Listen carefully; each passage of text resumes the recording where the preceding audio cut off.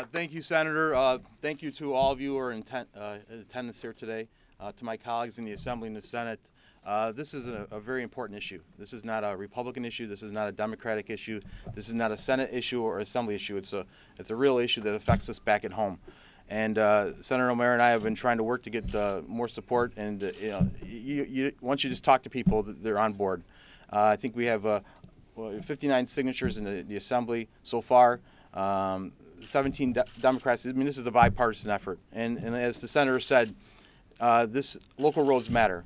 And a lot of people say, well, we can't spend more money. Well, actually, the governor in his budget proposed a $300 million increase for funding for New York Works. And that was after a $1.1 billion increase last year. Last year's increase, none of it went to local roads. This year's proposal, we're saying out of that $300 million increase, put $100 million back into CHIPS for our local roads, bridges, culverts. Funding has stayed flat for the past 5 years. We knew we had some difficult times, but from our perspective, this is the right time to increase funding for our local roads and bridges.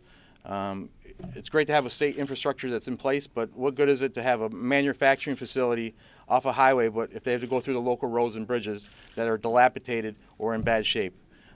This is, I think, a common sense proposal.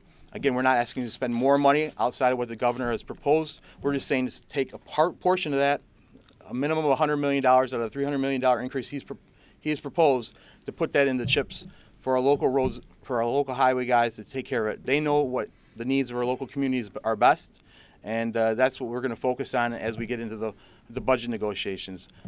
This is perfect timing. A letter that you should all have that we've all sent to the governor and all the legislative leaders to talk about as we get into the budget negotiations.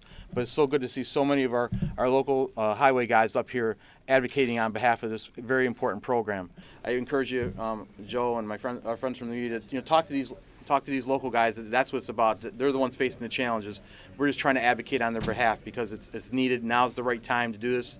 And again, we're not asking for more money in the context of the overall budget. We're just asking for the increase that the governor's proposed in his budget, out of that $300 million, to put $100 million back into the CHIPS formula to help fund our local roads and bridges and our local partners at the local level, because now's the right time and this is a perfect opportunity to do it. And just on a personal, I want to thank all you guys for what you do. I know my colleagues feel the same way. You do so much with so little and with challenging times, and you guys are on the forefront of the challenges facing our local communities when it comes to our local infrastructure. So my hat's off to you, and my colleagues applaud you for what you do.